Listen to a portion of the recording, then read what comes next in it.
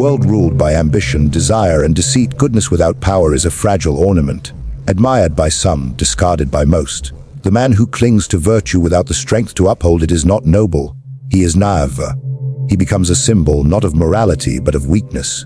He is praised while he is useful, and forgotten when he is no longer needed. His ideals, beautiful in theory, are trampled by those who understand the harsh arithmetic of power. It is not enough to be good. One must have the means to defend goodness, to impose it, and when necessary, to enforce it with cold calculation. The lamb who preaches peace among wolves is not wise. He is dinner. To live as a virtuous man among the wicked, you must be feared more than you are loved. If your kindness is not backed by strength, it will be mistaken for submission. If your honesty is not paired with strategy, it will be used as a weapon against you. There is no honor in martyrdom if your death leaves your people in ruin. The good man must learn this, that power is not the enemy of virtue, but its necessary guardian. Look to the fate of those who led with pure hearts and empty hands.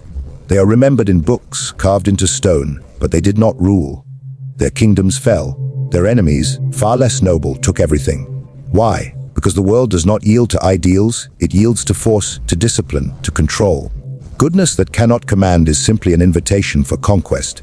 Those who desire peace must first learn the art of war. Those who wish to lead the just must be capable of outwitting the unjust. To be good in a world of predators, you must become something more than good. You must be sharp, silent, and strategic. Your values are not enough. They must be backed by the ability to impose them. No tyrant ever feared a saint. But a saint with a sword, a mind sharpened by reality, and a will to act, that is a different kind of threat. That is a force capable of shaping history. Do not mistake gentleness for greatness. The most effective leaders wear goodness as a mask, but underneath lies a spine of iron. They know when to listen, when to bend, and when to strike without mercy. They are not enslaved by the illusion of always doing what is right. They are loyal to what is necessary. And in doing what must be done, they preserve what others only dream of protecting. It is a cruel paradox. To preserve virtue, one must sometimes walk through vice.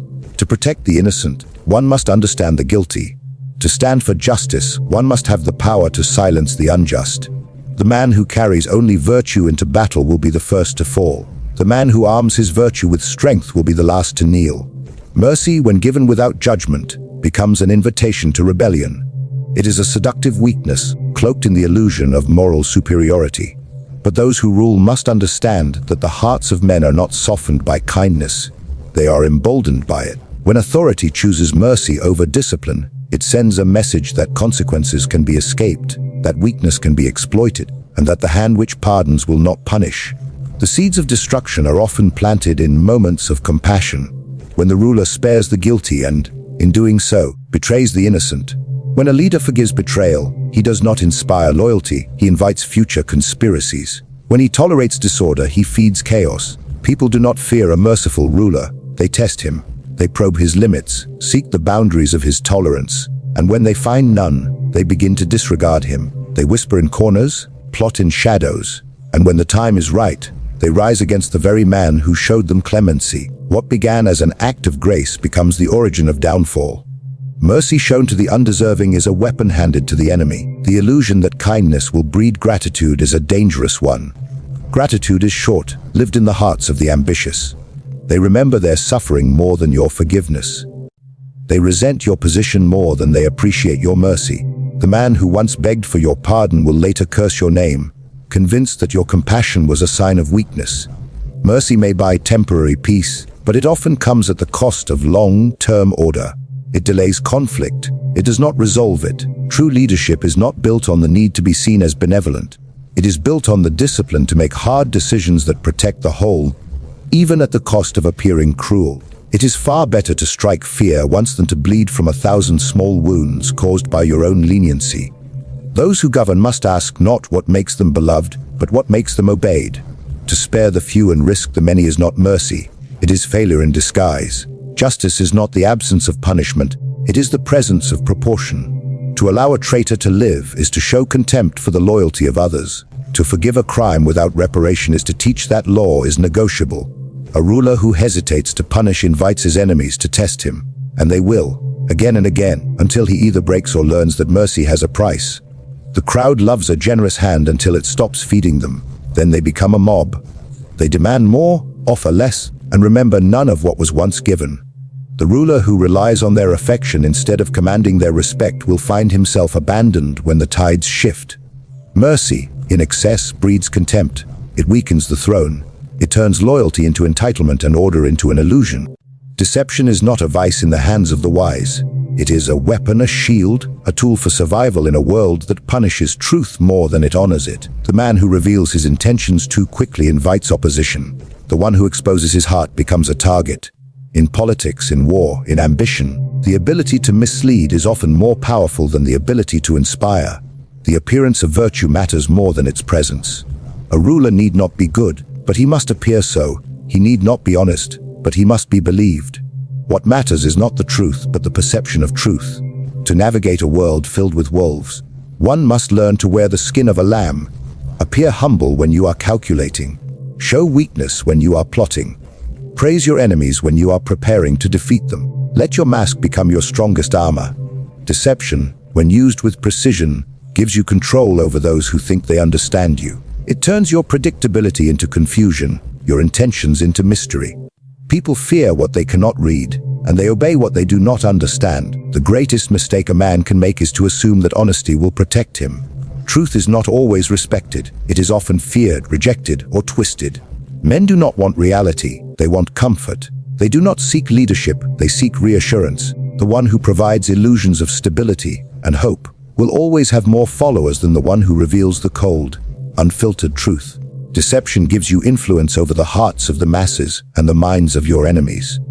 It lets you write the script while others act in your play, unaware of their role. This does not mean becoming a liar without cause, nor acting without purpose. It means understanding that clarity is dangerous. When your enemies know what you want, they know how to stop you. When your allies see too much, they begin to question their place. A wise man clouds the air around him, not to confuse himself, but to conceal his intentions. He moves like smoke, visible but untouchable, present but undefined. People judge by what they see. They do not have the patience or intellect to examine what lies beneath. Use this to your advantage. Build an image they admire, a persona they trust, and behind it, plan your victories. Smile while you draw your blade. Compliment while you calculate. The lion wins by force, but the fox survives by deceit. Together, they make a ruler untouchable. Deception is not betrayal when it serves a higher aim. It is not dishonor when it prevents collapse. It is not evil when it guards the good from the cunning. The world is not built for those who speak plainly. It belongs to those who speak carefully, who reveal only fragments, who let others underestimate them until it is far too late to stop them. The world is not a place where intentions are weighed equally with outcomes. It judges not the purity of your motives, but the impact of your actions. You may desire peace, justice, or prosperity, but if your hands fail to deliver it, your virtue is meaningless. History does not remember the man who tried.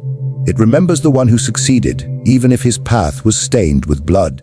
The road to greatness is not built on moral declarations, but on results that alter the course of events. Good intentions are currency in private conversation. In the public arena, they are worthless without tangible power.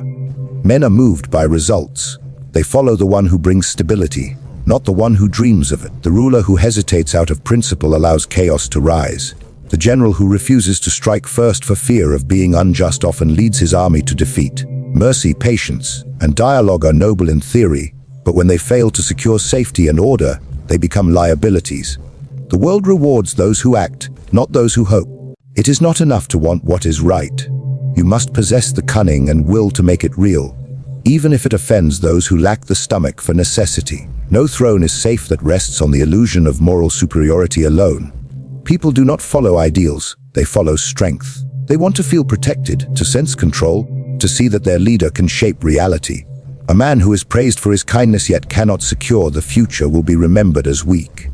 A man who is feared, who achieves results, who brings order, even through harsh means, will be respected, followed, and written into history as a stabilizer. The good that he does may be questioned, but his legacy will stand. The masses do not concern themselves with the intricacies of policy or the ethics of every decision. They see peace, they see prosperity, and they credit the one who brought it. They forget the means used to build it. They forget the laws bent, the lives sacrificed, the games played in shadow. What matters to them is that their streets are quiet, their homes are safe, and their lives are predictable. The ruler who gives them this becomes the architect of their loyalty, regardless of what moralists may whisper. Victory is the great cleanser of sins.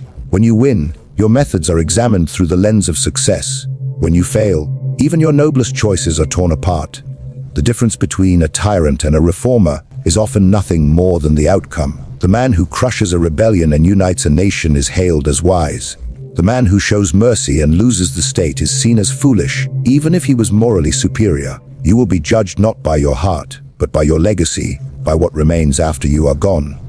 To be effective in a world governed by perception, you must understand that moral purity will never protect you from the judgment of failure.